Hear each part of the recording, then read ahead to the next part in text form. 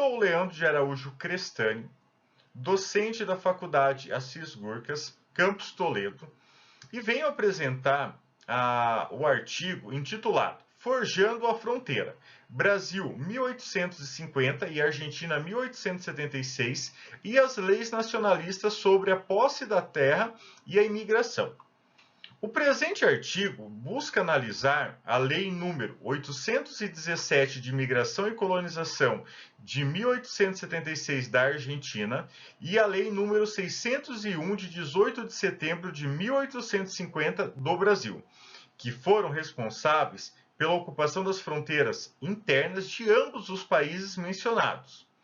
Note-se aqui a evidência de uma política expansionista que forja até mesmo a nacionalidade dos habitantes da fronteira com a vida dos imigrantes europeus.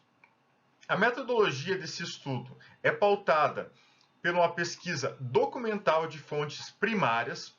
O objetivo do estudo é analisar como ocorreu a intervenção dos Estados nacionais, Brasil e Argentina, na formação do mercado de terras na fronteira e como ocorreu a determinação de um tipo específico de imigrante para nacionalizar esse espaço transnacional. Após a promoção dessas leis nacionalistas de incentivo à imigração europeia, a propaganda do potencial das terras devolutas deste espaço para o desenvolvimento da agricultura, que visava atrair imigrantes, ocorreu a colonização de suas fronteiras, através desses sujeitos, sendo uma sobreposição aos povos nativos, nesse caso, os indígenas que ocupavam tais espaços. Eu trago aqui no slide para vocês, após a resolução do conflito entre Argentina e Brasil, acerca da questão de Misiones, a nova problemática passou a ser a ocupação e colonização desta fronteira, especificamente dos espaços que ambos declaravam vazio durante a disputa. A apropriação das terras da fronteira foi uma atividade iniciada pela intervenção estatal sobre o apelo do desenvolvimento econômico e da formação do mercado de terras. Essa iniciativa culminou na criação de leis agrárias para garantir a posse da terra aos futuros imigrantes que ocupariam tais espaços. O que eu quero que vocês compreendam com esses dois trechos? A intervenção estatal, nesse caso, visou separar juridicamente as terras públicas das particulares, estabelecendo por meio das leis de terra e imigração a forma pela qual ocorreria a aquisição da propriedade. A intervenção dos Estados nacionais visava formar um mercado de terras na fronteira e determinar um tipo específico de imigrante para nacionalizar esse espaço transnacional. Para consolidar a fronteira, cada país desenvolveu leis sobre colonização, imigração e posse da terra na perspectiva de ocupar terras disponíveis para o desenvolvimento da agricultura e de indústrias capitalistas nas regiões não ocupadas do país. Conforme eu já mencionei as duas leis anteriormente, tanto o Brasil e a Argentina, essas leis faziam menção às terras devolutas, que no caso do Império Brasileiro era terra devolutas, e no caso da Argentina, as terras públicas. Essas leis foram instrumentos para as políticas de ocupação que visavam regularizar a ocupação das áreas disponíveis na fronteira e, consequentemente, fomentar a colonização. No Brasil, a Lei de Terra número 601 de 18 de setembro de 1850 foi a primeira legislação agrária de longo alcance sobre a posse da terra. Essa lei procurou colocar em ordem a situação caótica e conflituosa dos títulos de propriedades fundiárias, ao mesmo tempo que tentou estabelecer o controle do território brasileiro, criando uma única forma de aquisição da terra. Esses aspectos podem ser constatados nos seguintes artigos que eu trago aqui para vocês. o artigo 1º, fica proibida as aquisições de terras devolutas por outros títulos que não seja o de compra. Então, isso já demonstra essas características. O que eu quero que vocês entendam nessas leis que eu estou projetando aqui, que a Lei de Terras de 1850 foi ativada como compensação pela cessão do tráfico de escravos. Ou seja, transferia a perda do valor do escravo liberto para a propriedade. E havia nela o desejo de estimular a imigração estrangeira para o país. A partir da Lei de Terra de 1850, permitiu legitimar a posses daqueles que tinham o poder, ou seja, a elite agrária do Brasil.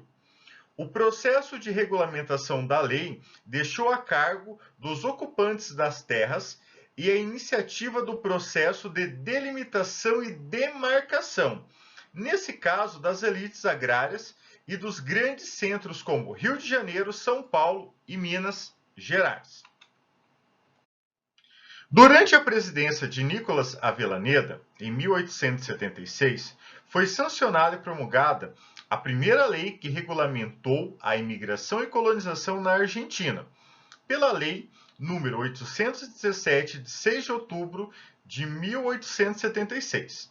Esta lei estipulou a criação de um departamento de imigração que ficou sob a responsabilidade do Ministério do Interior. Além da criação de agentes de imigração no exterior, principalmente com representação na Europa, a referida lei culminou na formação de uma comissão de imigração nas dependências do Departamento Central do Poder Executivo da Argentina e nas capitais das províncias, com o objetivo de recepcionar os imigrantes. A Lei de Imigração e Colonização foi uma tentativa do Estado Nacional Argentino de criação de um quadro legal regulador para o engajamento da imigração e distribuir de forma útil e proveitosa a vinda do estrangeiro para a Argentina. A ideia de distribuição útil e proveitosa por parte do princípio da definição estatal de qual terra e colônia cada imigrante seria designado a ocupar e colonizar, está no artigo 17 da referida lei, que enfatizava que o imigrante agricultor seria trazido para as colônias da República Argentina, onde teria concessão de passagens, terras e facilidade para o cultivo de suas plantações. A colonização, de acordo com a lei, ocorreria nas terras ociosas da Argentina, ou seja, os espaços vazios descritos nos discursos oficiais do Estado Nacional em questão. No artigo 82, estipulava-se que o poder executivo deveria destinar os imigrantes a territórios onde já existissem povoados e que tivessem fácil acesso aos centros populacionais do país. Outro ponto interessante se refere ao fato de que o governo da Argentina se preocupou com a formação da grande propriedade na mão de poucos imigrantes. Por isso, incidiria na efetiva ocupação e povoamento. O problema da Argentina residia em explorar e valorizar as terras que estavam distantes da capital, ou seja, a exploração deveria acontecer a partir da criação de várias redes de transporte para a região de fronteira, no intuito de incorporar este vasto território à civilização. A partir do momento em que houve comunicação, seja por estradas de ferro ou por portos, os habitantes destas áreas teriam acesso aos centros civilizados. Logo, à medida que esse processo acontecesse, ocorreria a valorização das terras, contribuindo para o desenvolvimento. Na Argentina, a Lei de Imigração e Colonização surgiu mais para regulamentar o processo de imigração e escolher o tipo ideal de colonizador, o europeu, do que para definir a posse da terra.